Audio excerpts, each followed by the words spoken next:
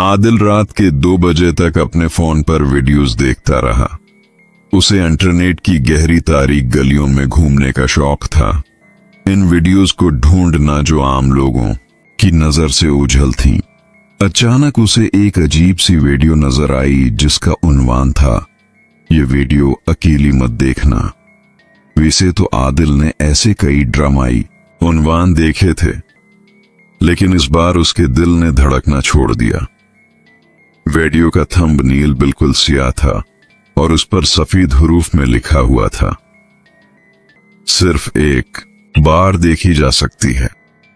आदिल ने सोचा, चलो देखते हैं कि उसमें है क्या। उसने हेडफोन लगाए और वीडियो चला दी। पहले चंद सेकंड में सिर्फ सियाह स्क्रीन थी, फिर एक धीमी सी आवाज आने लगी। ये आवाज किसी के रोने जैसी थी। आवाज आहिस्ता आहिस्ता तेज होने लगी। आदिल ने हेडफोन का वॉल्यूम और बढ़ा दिया। अब वो आवाज और भी वाज़ेह हो गई थी। ये एक औरत के रोने की आवाज थी, मगर उसमें एक अजीब सी बेचैनी थी। अचानक वीडियो का मंजर बदल गया। अब कैमरा एक तारीक कमरे में था। दीवारों पर पुराने खून के धब्बे थे। फर्श पर कोई सफेद चादर बिछी हुई थी जिस पर अजीब अलामात बनी हुई थीं। रोने की आवाज अब करीब से आ रही थी। फिर एक खौफनाक मंजर दिखाई दिया। एक औरत जो दीवार के साथ पेट करे बैठी थी, आहिस्ता से मुड़ी। उसका चेहरा बिल्कुल सफेद था, आंखें सरख थीं और उसके मुंह से खून बह रहा था। औरत ने बराह रास्त कैमरे की तरफ देखा, जैसे वो आदिल को देख रही हो। उसके होंठ हिले और एक डरावनी आवाज निकली, तुमने मेरी वीडियो देख ली, अब तुम मेरा हो मियां। वीडियो यहीं खत्म हो गई। आदिल के हाथ से हेडफोन गिर गए। उसका दिल तेजी से धड़क रहा था। इसने फौरन फोन बंद करने की कोशिश की, लेकिन फोन का पावर बटन काम नहीं कर रहा था। इसकी आंखों के सामने वो औरत का चेहरा घूम रहा था। अचानक उसके कमरे की लाइट्स झपकने लगे। दरवाजे की कनूब खुद ब खुद घूमने लगी। आदिल का सांस फूल गया। उसे महसूस हुआ जैसे कोई उसके कमरे में मौजूद है। वो उठा और दरवाजे की तरफ भागा, लेकिन दरवाजा खुल नहीं रहा था। फिर उसके पीछे से एक आवाज आई, तुम कहां जा रहे हो? हम तो अभी मिले ही हैं। आदिल ने पीछे मुड़कर देखा तो वही औरत उसके सामने खड़ी थी। इसकी आंखें सरख थीं और वो मुस्कुरा रही थी। आदिल के मीना से चीख निकल गई। अगले ही लम्हे लाइट्स वापस ऑन हो गईं। कमरे में कोई नहीं था। दरवाजा खुला हुआ था। आदिल ने गहरी सांस ली। इसका जिस्म पसीने से शराबूर था। उसने सोचा, शायद मेरा दिमाग मुझे धोखा दे रहा है। मैंने बहुत सी डरावनी फिल्में देखी हैं, लेकिन जब उसने अपने फोन की तरफ देखा तो वो दंग रह गया। फोन की स्क्रीन पर वही औरत का चेहरा था जो उसे घूर रही थी। इसके नीचे लिखा हुआ था, अब मैं हमेशा तुम्हारे साथ रहूंगी।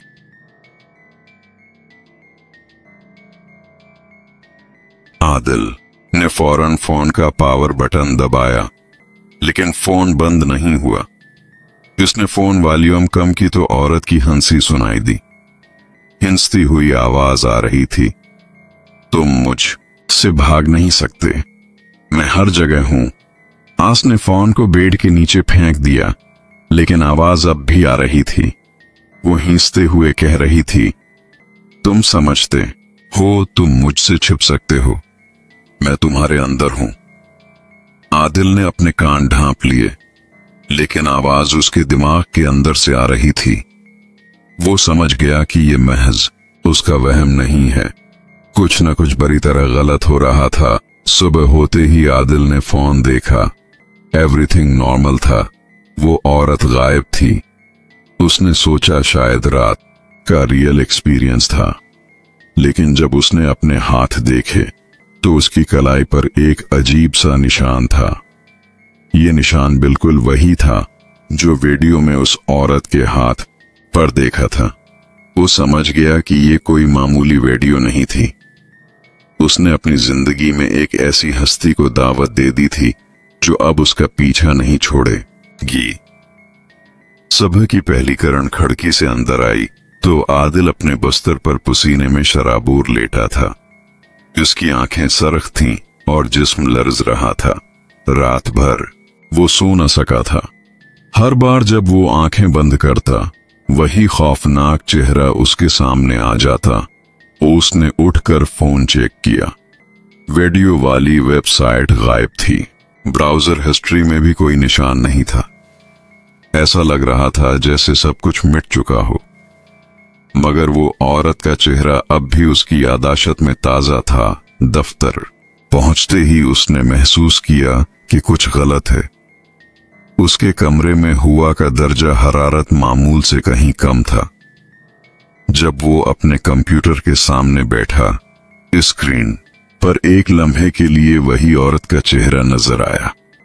उसके साथी रहीम ने पूछा, क्या बात है आदिल, तुम्हारा चेहरा जर्द पड़ गया है?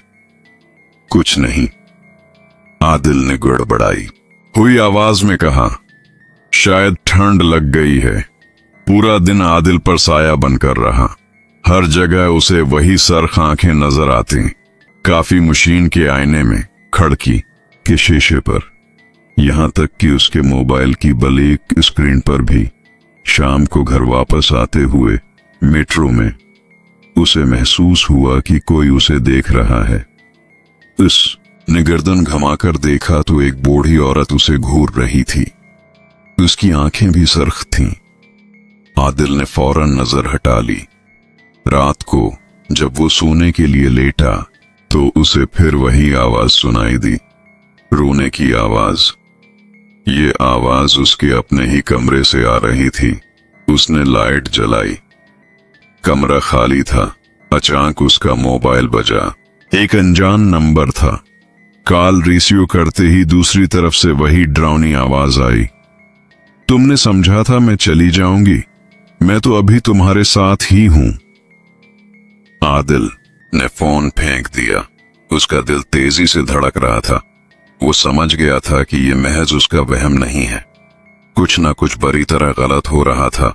अगले दिन इसने अपने दोस्त डेनिश से राबता किया, जो नफ्सियात पढ़ाता था। डेनिश ने उसकी बात सुनकर कहा, ये सब नींद के दौरान मफलूज होने के असरात हो सकते हैं।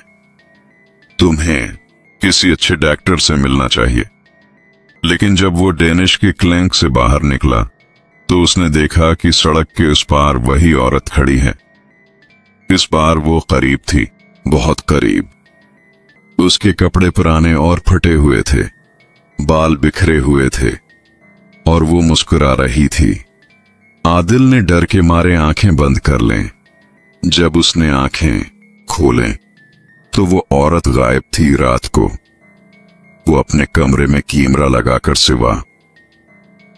वो सबूत चाहता था, सबूत कि ये सब उसके दिमाग का खेल नहीं है। सुबह 3 बजे उसकी आंख खुल गई। उसे महसूस हुआ जैसे कोई उसके कमरे में है। वो बिस्तर पर ही जमकर रह गया। सांस रोककर उसने देखा, वो औरत उसके बिस्तर के पास खड़ी थी। उसके हाथ में एक चाकू थी। वो आहिस्ता से मुस्कुराई, फिर गायब हो गई। अगले दिन जब आदिल ने कैमरे की फुटेज चेक की तो उसके रोंगटे खड़े हो गए। रात को 3:17 बजे कैमरे ने वाज़ेह तौर पर वो औरत रिकॉर्ड की थी। वो बिस्तर के पास खड़ी थी और उसके हाथ में चाकू थी। लेकिन सबसे खौफनाक बात यह थी कि वो औरत कैमरे की तरफ देखकर बोल रही थी, तुम मुझे देख सकते हो, मैं तुम्हें देख सकती हूं। अब हम हमेशा के लिए एक हैं। आदिल ने फैसला किया कि वो अगले दिन एक बुजुर्ग से जरूर मिलेगा। वो समझ गया था कि ये मामला डॉक्टरों से बालातर है। लेकिन रात अभी खत्म नहीं हुई थी। जब वो सोने के लिए लेटा तो उसे अपने कान में एक आवाज आई, तुम कहीं नहीं जा सकते, तुम मेरी मुल्कियत हो। आदिल ने बुजुर्ग के घर का रुख किया। रास्ते भर उसे महसूस हुआ जैसे वो औरत उसका पीछा कर रही है। दरख्तों के पीछे से उसे सरख आंखें दिखाई देते और हवा में उसकी शरीराना हंसी गूंजती। बुजुर्ग ने आदिल को देखते ही गहरी सांस ली। बेटा, तुम पर एक बदरूह का साया है। तुमने कोई ऐसी चीज देख ली है जो तुम्हें नहीं देखनी चाहिए थी। बुजुर्ग ने आदिल के हाथ पर बने निशान को देखा और आंखें बंद कर लें। ये निशान शैतानी बंधन की अलामत है। जो भी उस वीडियो को देखता है, इसकी रूह इस बदरूह के साथ बंध जाती है। आदिल ने वीडियो का पूरा वाकया सुनाया। बुजुर्ग ने बताया कि ये औरत एक कातिल थी जो 50 साल पहले इस इलाके में रहती थी। उसने 9 लोगों को कत्ल किया था और अपनी आखिरी वारदात में खुद भी मर गई थी। अब उसकी रूह हर उस शख्स को अपना शिकार बनाती है जो इसकी वीडियो देखता है। उससे नजात का सिर्फ एक ही तरीका है। बुजुर्ग ने कहा, तुम्हें उसकी कब्र पर जाकर खास दुआ पढ़नी होगी, लेकिन खबरदार, वो तुम्हें रोकने की हर मुमकिन कोशिश करेगी। बुजुर्ग ने आदिल को एक तावीज दिया और दुआ सिखाई। आदिल ने फैसला किया कि वो इसी रात कब्रिस्तान जाएगा। रात के 11 बजे आदिल कब्रिस्तान पहुंचा। हवा में एक अजीब सी खामोशी छाई हुई थी।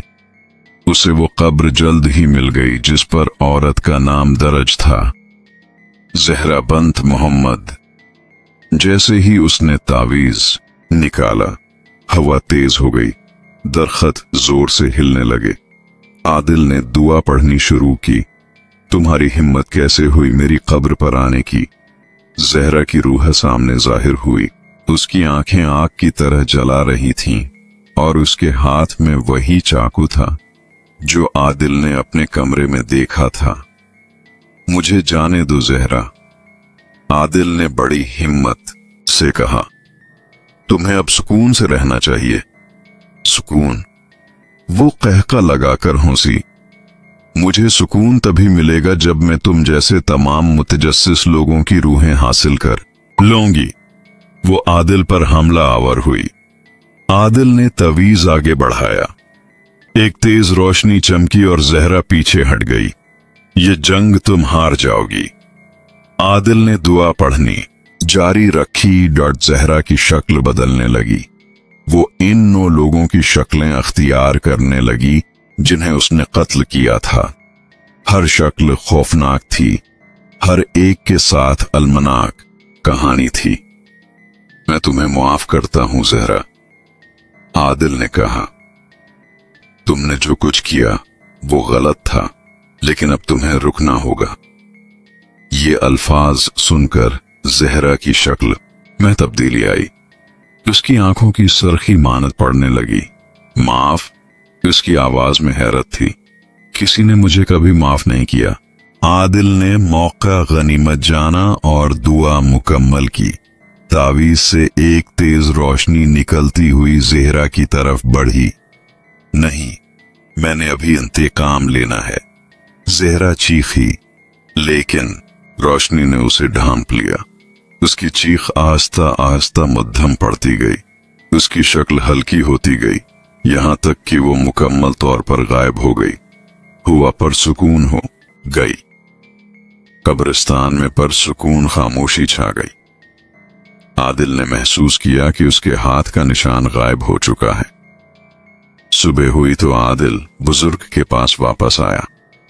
बुजुर्ग ने मुस्कुराते हुए कहा, तुमने बहादुरी दिखाई बेटा, अब तुम आजाद हो। लेकिन जब आदिल घर वापस पहुंचा तो उसे अपने फोन पर एक मैसेज मिला। एक अनजान नंबर से भेजा गया मैसेज था, तुम समझते हो तुमने मुझे शिकस्त दे दी। मैं हर इस वीडियो में हूं जो तुम देखोगे। मैं हर इस आईने में हूं जिसमें तुम देखोगे। हम हमेशा के लिए एक हैं। आदिल ने फोन फेंक दिया। वो समझ गया कि ज़हरा की रूह मुकम्मल तौर पर खत्म नहीं हुई थी। वो अब भी किसी न किसी शक्ल में मौजूद थी, आज भी। जब भी आदिल कोई वीडियो देखता है, उसे डर लगता है कि कहीं उसे फिर से वही सरख आंखें न दिखाई दें। और रात को सोते वक्त वो हमेशा अपने कमरे के हर कोने में झांक कर देखता है, डरता है कि कहीं वो औरत दोबारा तो नहीं आएगी।